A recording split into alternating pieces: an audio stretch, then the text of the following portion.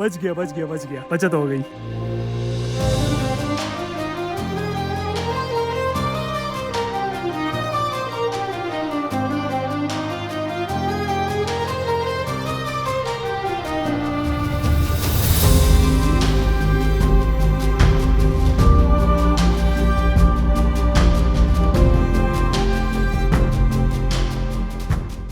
सच बोलूं तो ये ट्रिप प्लान नहीं था, बस एक रैंडम सी बात हुई और मैंने कैजुअली बोल दिया मीरान जानी चलते हैं। यूजुअली ऐसी बात बस बातों तक रहती है, लेकिन इस बार सब तैयार हो गए और अगले दिन हम रोड पर थे। ना कोई ज्यादा प्लानिंग हुई, ना ओवर थिंकिंग। रोड स्मूथ थी, वेदर बिल्कुल वैसा ही था जैसे एक्सपेक्ट किया था। ना बारिश, ना फॉग, ना कोई टर्न, बस एक क्लियर और सनी डे। और शायद इसीलिए सफर सिंपल और रिलैक्स्ड लगा।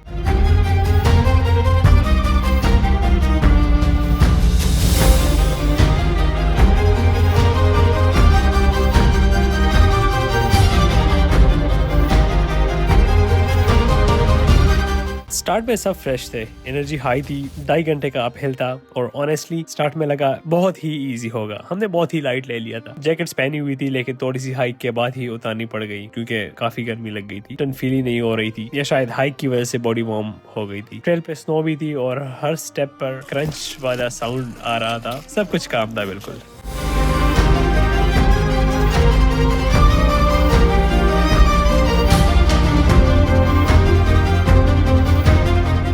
जैसे ही ऊपर चढ़ते गए, ट्रेल थोड़ी सी सीरियस होने लगी, इंक्लाइन ज्यादा फील होने लगा, सांस हैवी होने लगी और वो मोमेंट आता है जब लगता है टॉप बस नेक्स्ट टर्न पे ही है, लेकिन होता नहीं है। कॉन्फिडेंस स्टार्ट में 100% होती है, लेकिन मिड हाइट में रियलिटी चेक मिल जाता है। अभी तक हमने आधे से ज्यादा ट्रैक कर लिया, लेकिन ट्रैक आ ही नहीं रहा।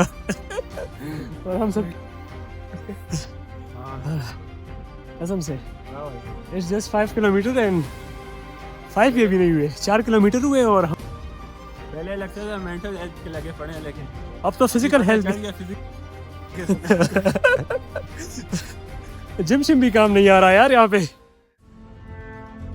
लेग्स का तो इशू नहीं है, थकान इतनी नहीं थी, लेकिन जो मसला आ रहा था वो सांस फूलने का आ रहा था, विच इज क्वाइट कॉमन। हम जो भी हाइक करते हैं तो तकरीबन सबको यही मसला आता है और हर बंदा इंटरनली ये सोच रहा होता है कि क्यों बोला था चलो चलते हैं, लेकिन मजा भी इसी में था। हर थोड़ी देर बाद पीछे मुड़ के देखो तो रियलाइज होता है कि कितना ऊपर आ चुके हैं और फिर थोड़ी एनर्जी वापस आ जाती है। थोड़ा सा हम रेस्ट भी कर लेते हैं उस जगह पे। और जैसे ही हम टॉप पे पहुंचे तो पूरी ट्रेल वर्थ इट लगने लगी। बीच बीच में भी हमें ऐसे व्यूज मिल रहे थे जो कि बहुत ही खूबसूरत थे। हमें दूर तक माउंटेन्स दिखाई दे रहे थे, लेकिन टॉप पे पहुंचने से उनकी विजिबिलिटी और क्लियर हो गई। इसी के साथ हम पहुंच गए हैं मीरांजानी टॉप पे।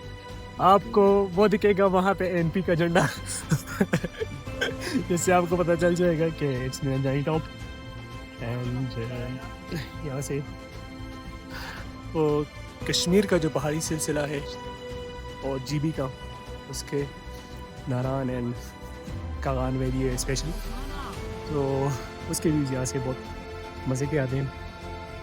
बट थिंग इज़ कि मुझे नहीं पता इन पहाड़ों के नाम क्या है। लोग कहते हैं यहाँ से नंगा पर्वत भी दिखाई देता है। इट माइट बी ट्रू, क्योंकि बहुत दूर एक पहाड़ मुझे दिखाई दे रहा, दैट माइट बी नंगा पर्वत, जो कि I'm gonna show you now।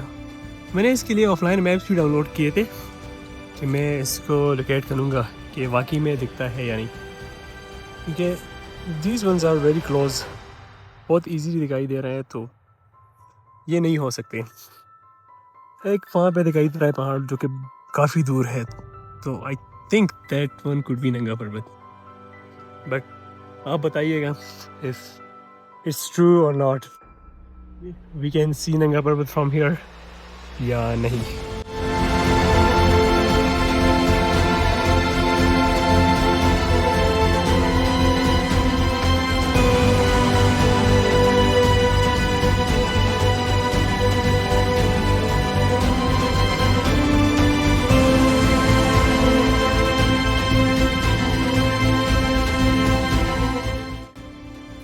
जाए तो हमने कर लिया, लेकिन डिसेंट वाला सीन अब थोड़ा सा मुश्किल है क्योंकि हर कोई स्टेप हो रहा है। ठीक है, ये जॉर्डन पहन के आया है क्योंकि इसने जाना था NBA में, और इसने फॉर्मल्स पहन के आया है। काफी तो फिर तो ये होगा ना, हालांकि मैंने भी सही शूज़ पहन के आया हूँ, लेकिन स्टिल मेरे शूज़ भी स्लिप कर रहे हैं। तो इमेजिन करें ये बर्फ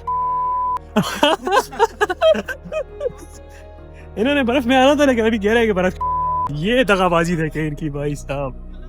this is how I am trying to descend from Minanchari top.